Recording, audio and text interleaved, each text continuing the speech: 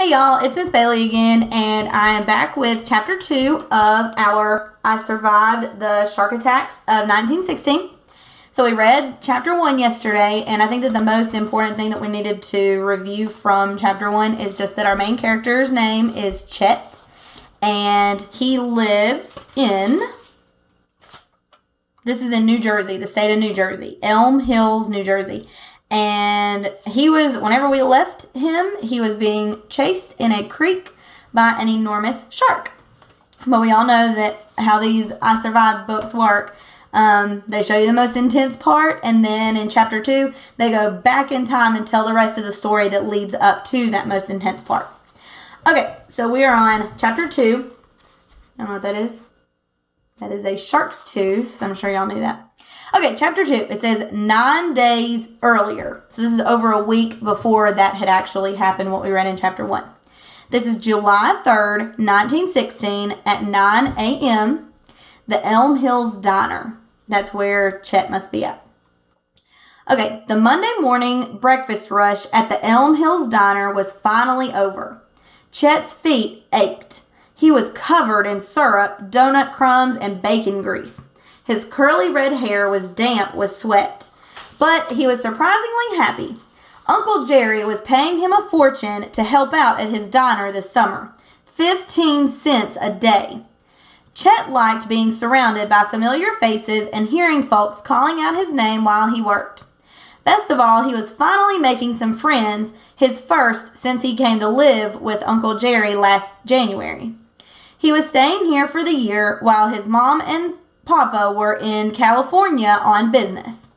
Chet was wiping down the counter when the front door banged open. He smiled when he saw Dewey, Sid, and Monty rushing toward him. They came in every morning on their way to work at the tile factory. Chet had seen them at school, the loud boys who were always talking about baseball, but he hadn't gotten to know them until this summer. "Did you hear?" Dewey said, his freckly cheeks red with excitement. "You won't believe it," said Monty, whose spectacles were fogged up from the humidity. "Let me tell him," said Sid, pushing his friends aside. He was the shortest of the three and always in charge. "It was a shark." And then they all started talking at once. "A shark attack! It was huge! Bit off a man's leg! There was blood everywhere! The man is dead! It happened right here in Beach Haven," said Monty. Beach Haven was the 70 miles south of Elm Hills, right on the Atlantic Ocean. Chet had heard about the fine hotels there and the people who swam in the ocean in their fancy bathing costumes, but he'd never heard of any shark attacks. Uncle Jerry appeared from the kitchen, his bright blue eyes shining and his thick dark hair neatly combed back.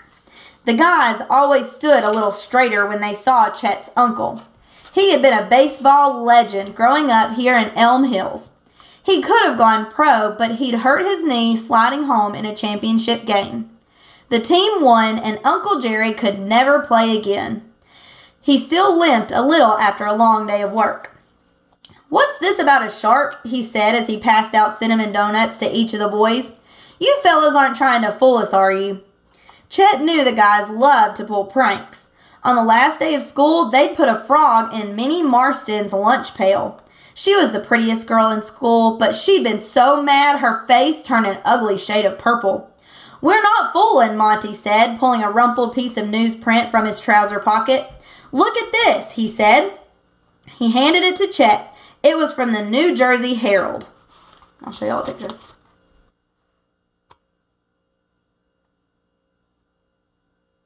It says killer shark on the front. So one thing that may be a little confusing, so these are kids, but back then in 1912, it was acceptable and it was normal for kids to go to school and have jobs, like real jobs. The hair on the back of Chet's neck stood up as he read the story. Uncle Jerry read it over his shoulder, and this is what the newspaper says. It says, "Killer shark attacks swimmer, July 2nd, 1916, Beach Haven, New Jersey. Charles Vansant, 25, was attacked by a large shark Saturday, July 1st, while swimming in chest-deep water. He and his family were vacationing at the luxurious Ingleside Hotel. Mr. Vincent, known by all as a man of exceptional charm and great promise, was swimming with his dog when the attack occurred.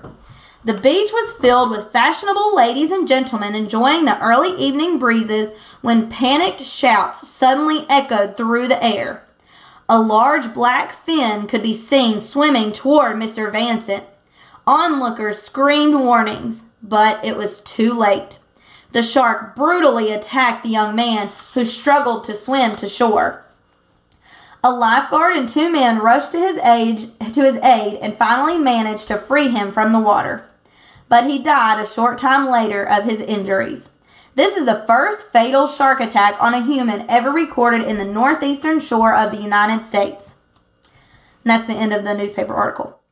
Uncle Jerry laughed. Chet stared at him. His uncle was tough, but did he really think a man getting ripped apart by a shark was funny? Boys, that article is a hoax, Uncle Jerry said. A shark will not attack a human. It's a proven fact. Haven't you ever heard of Mr. Herman Ulrich's? None of them had. The guy was a millionaire, Uncle Jerry said. Owned a big shipping company. One day, let's see, I think it was about 25 years ago, this gent went out on his yacht, which is just a big boat, or big nice boat, on a yacht with his rich friends not far from New York City. They were out in the ocean and they sailed right into a big school of sharks. The ladies screamed, but Ulrich put on his bathing suit and dove into the water, practically right on top of those sharks. Why did he do that? Sid asked. To prove that the sharks wouldn't attack, Uncle Jerry said. He made a real commotion, splashing and kicking, even shouting at the sharks. And wouldn't you know, the sharks swam away. They were scared as rabbits. Sid glanced at Chet and smiled. And that's not all, said Uncle Jerry. Mr. Ulrich offered a $500 reward to anyone who could come up with one case of a shark attacking a human on the northeastern coast of the United States. $500, said Dewey. That's crazy. Maybe, Uncle Jerry said, but nobody ever collected because the shark simply will not attack a human.